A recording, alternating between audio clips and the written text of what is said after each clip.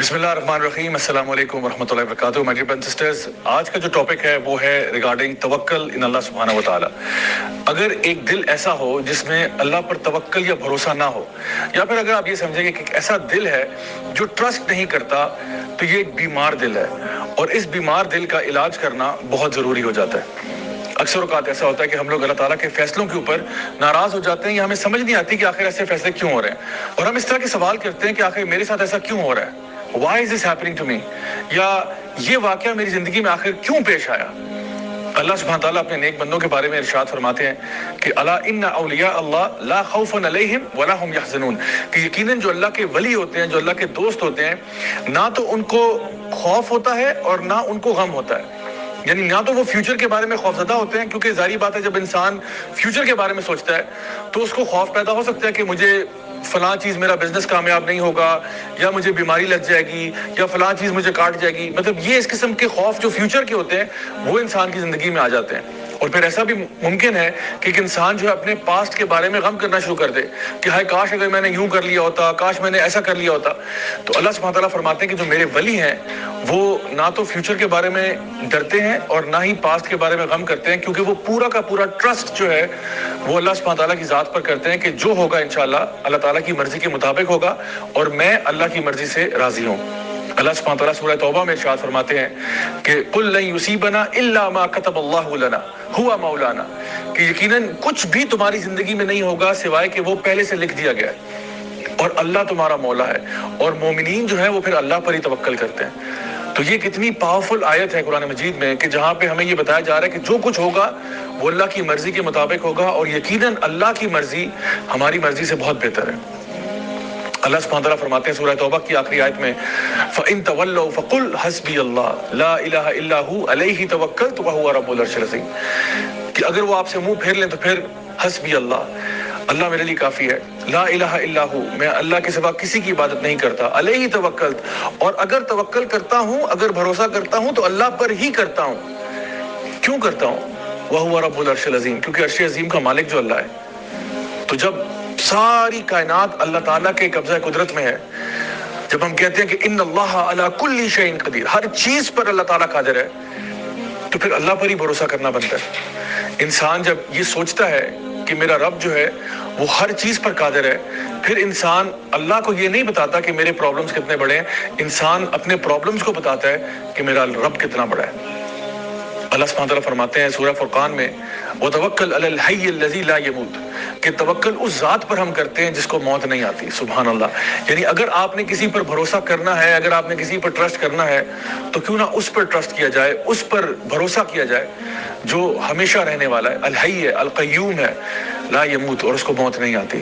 اسی طرح سے سورہ طلاق سورہ نمبر 65 آیت نمبر 2 اور 3 میں اگر آپ دیکھیں تو اللہ سبحانہ تعالیٰ فرماتے ہیں کہ وَمَن يَتَّقِ اللَّهَ يَجْعَل لَّهُ مَخْرَجًا وَيَرْزُقْهُ مِنْ حَيْثُ لَا يَحْتَسِبُ وَمَن يَتَوَكَّلْ عَلَى اللَّهِ فَهُوَ حَسْبُهُ، کہ جو شخص بھی اللہ کا تقوی اختیار کرے گا اللہ تعالیٰ اس کو ہر مصیبت سے باہر نکالے گا، اور پھر اس کو رزق دے گا وہاں سے جہاں سے اس نے سوچا بھی نہیں ہوگا. اور جو لوگ اللہ تعالیٰ پر توکل کر لیتے ہیں اللہ ان کے لیے کافی ہو جاتا ہے. مائی ڈیئر برادرز اینڈ سسٹرز، تھوڑی دیر کے لیے ذرا سوچئے کہ اگر ہم اللہ پر بھروسہ کریں تو اللہ تعالیٰ کہتا ہے میں تمہارے لیے کافی ہو جاتا ہوں. تو اگر اللہ ہمارے لیے کافی ہو جائے تو اس کے بعد زندگی میں کوئی ٹینشن رہتی ہے، کوئی پریشانی رہتی ہے؟ سو اس لیے دل کے اطمینان کے لیے، دل کے سکون کے لیے اللہ تعالیٰ پر بھروسہ کرنا سیکھیں. اور آپ یقین جانیں کہ اگر پورے اسلام کی روح نکالی جائے، جیسے کہ سورہ زاریات میں اللہ تعالیٰ فرماتے ہیں وَمَا خَلَقْتُ الْجِنَّ وَالْإِنسَ إِلَّا لِيَعْبُدُونَ، کہ میں نے جنوں کو اور انسانوں کو کسی مقصد کے لیے پیدا نہیں کیا سوائے اس کے کہ وہ اللہ کی بندگی کریں. تو اللہ کی بندگی کا مطلب یہ بھی ہے کہ اللہ تعالیٰ کو اپنا رب مان کے، رب جان کے اللہ پر بھروسہ کیا جائے. زندگی میں جو کچھ ہوگا انشاءاللہ الرحمن اللہ تعالیٰ کی مرضی کے مطابق ہوگا. ہم نے اپنی طرف سے کوشش ضرور کرنی ہے، کسی بھی راہ کی طرف ہم جاتے ہیں، کسی بھی پاتھ کو ہم لیتے ہیں، ہم نے اپنی طرف سے کوشش ضرور کرنی ہے. جیسے کہ نبی کریم صلی اللہ علیہ وسلم کی حدیث میں ترمذی شریف میں آتا ہے کہ ایک شخص، ایک صحابی تھے جو کہ اپنا اونٹ انہوں نے ایسے آزاد چھوڑا ہوا تھا. تو نبی کریم صلی اللہ علیہ وسلم نے ان سے پوچھا کہ بھئی تمہارا اونٹ ایسے آزاد پھر رہا ہے، آخر کیا وجہ ہے اس کی؟ تو انہوں نے کہا کہ میں اللہ پر توکل کر رہا ہوں. تو آپ صلی اللہ علیہ وسلم نے فرمایا کہ نہیں، توکل یہ نہیں ہے.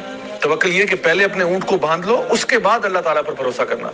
سو my dear brothers and sisters, ہمارے لیے ضروری یہ ہے کہ ہم جب بھی کوئی کام زندگی میں کرنے جاتے ہیں اپنی طرف سے حق حلال کا کام کریں, پوری کوشش کریں, پوری محنت کریں. اگر ہو گیا الحمدللہ, اگر نہیں ہوتا تب بھی ثم الحمدللہ, کیونکہ جو کچھ بھی ہوگا اب اللہ کی مرضی کے مطابق ہوگا. اور جب ہمیں یہ بات سمجھ میں آ جائے گی تو پھر ہم لوگ خوش ہو جائیں گے. یعنی انسان اداس کیوں ہوتا ہے؟ انسان اداس اس لیے ہوتا ہے کہ جب اس کی مرضی کے مطابق چیزیں نہیں ہوتی. ہم یہ چاہتے ہیں کہ ہر چیز جو زندگی میں ہوگی وہ ہماری مرضی کے مطابق ہو, لیکن the fact of life is کہ زندگی میں کئی چیزیں ایسی ہوں گی جو آپ کی مرضی کے مطابق نہیں ہوں گی, نہ ہی وہ آپ کے ٹائم ٹیبل کے مطابق ہوں گی. جو ایمان والے لوگ ہوتے ہیں وہ یہ بات جانتے ہیں کہ جب بھی جو کچھ بھی ہوگا وہ اللہ تعالیٰ کی مرضی کے مطابق ہوگا. اور اللہ العلیم ہے, الحکیم بھی ہے. اللہ میرے سے علم میں بھی زیادہ ہے, اللہ تعالیٰ حکمت میں بھی مجھ سے زیادہ ہے, تو اس لیے اللہ کا جو فیصلہ ہوگا وہ میرے فیصلوں سے بہتر ہوگا. ہمیں تصویر کے اندر صرف ایک چھوٹا سا پکسل نظر آ رہا ہوتا ہے اور اللہ سبحانہ تعالیٰ کو پوری پکچر نظر آ رہی ہوتی ہے. تو پھر جب بھی کوئی معاملہ زندگی میں ہو تو پھر اداسی کیسی, غم کیسا, انسان کو اسی بات پر خوش ہو جانا چاہیے کہ جو کچھ بھی میری زندگی میں ہوا ہے وہ میرے رب کی مرضی کے مطابق ہوا ہے اور اللہ مجھے کبھی ضائع نہیں کرے گا. صحابہ کرام رضی اللہ عنہم اجمعین کہا کرتے تھے کہ جب ہم اللہ تعالیٰ سے دعا کرتے ہیں اور ہماری دعا قبول ہو جاتی ہے تو ہمیں بڑی خوشی ہوتی ہے, لیکن جب ہماری دعا قبول نہیں بھی ہوتی تو ہمیں زیادہ خوشی ہوتی ہے کہ پہلے ہماری مرضی تھی لیکن اب اللہ کی مرضی ہے, اور یقیناً اللہ کی مرضی ہماری مرضی سے تو بہت بہتر ہے. نبی کریم صلی اللہ علیہ وسلم کی ایک حدیث ہے جہاں پہ آپ نے فرمایا کہ اگر تم اللہ تعالیٰ پر توکل کرو جس طرح کی چڑیاں اللہ تعالیٰ پر توکل کرتی ہیں تو اللہ تمہیں اسی طرح عطا فرمائے گا جیسے چڑیوں کو عطا فرماتا ہے. کہ وہ صبح کے ٹائم اپنے گھروں سے نکلتی ہیں, اپنے گھونسلوں سے نکلتی ہیں, اور جب واپس گھر کو آتی ہیں تو ان کے پیٹ بھرے ہوتے ہیں. اب اس میں ایک بڑا امپورٹنٹ بات ہے, وہ یہ ہے کہ یہ نہیں کہا گیا کہ چڑیاں اپنے گھروں میں بیٹھی رہتی ہیں اور آسمان سے من و سلوہ نازل ہو جاتا ہے, بلکہ چڑیاں حرکت کرتی ہیں, یعنی حرکت میں برکت ہے. تو آپ نے اپنے اعتبار سے پوری کوشش کرنی ہے, باقی اللہ پہ چھوڑیں. مثال کے طور پہ آپ کا اگر 2 ہفتے کے بعد فائنل ایگزام ہے, آپ اس کی خوب تیاری کریں, خوب محنت کریں اور پھر اللہ تعالیٰ پر توکل کریں, اچھے طریقے سے ایگزام اٹیمپٹ کر کے آئیں. انشاءاللہ الرحمن اگر اچھے نمبر آ گئے الحمدللہ, اگر نہیں بھی آتے اور کسی وجہ سے آپ فیل ہو جاتے ہیں یا آپ کا داخلہ کہیں پہ نہیں ہو پاتا, تب بھی اللہ تعالیٰ پر پورا بھروسہ کریں کہ انشاءاللہ اس میں سے بھی خیر نکلے گی. کسی کو اگر آپ نے اپنے گھر دعوت کے اوپر بلایا ہوا ہے, اب یہ نہیں کہ آپ نے دعوت پر بلا لیا اور کھانے کے لیے کچھ تیار نہیں کیا کہ جی آپ اللہ تعالیٰ پر توکل کر رہے ہیں کہ شاید آسمان سے کھانا نازل ہوگا, ایسا نہیں ہے. دعوت پر کسی کو بلا رہے ہیں, اپنی طرف سے پورے پریپریشن کریں کھانے کی. ہاں اگر وہ جل جائے یا کوئی اور مسئلہ ہو جائے وہ اور بات ہے, پھر اللہ تعالیٰ پر توکل کریں کہ اس میں بھی کوئی نہ کوئی خیر ضرور نکلے گی. سو آئی ہوپ کہ آج کی اس بات سے آپ کو سمجھ میں آ گیا ہوگا کہ اصل میں اللہ تعالیٰ پر توکل کرنا, اللہ تعالیٰ پر بھروسہ کرنا کتنا ضروری ہے آپ کے اپنے دل کے اطمینان کے لیے. Until next time, this is me, Raja Zawlak, signing off. Wassalamu alaikum wa rahmatullahi wa barakatuh.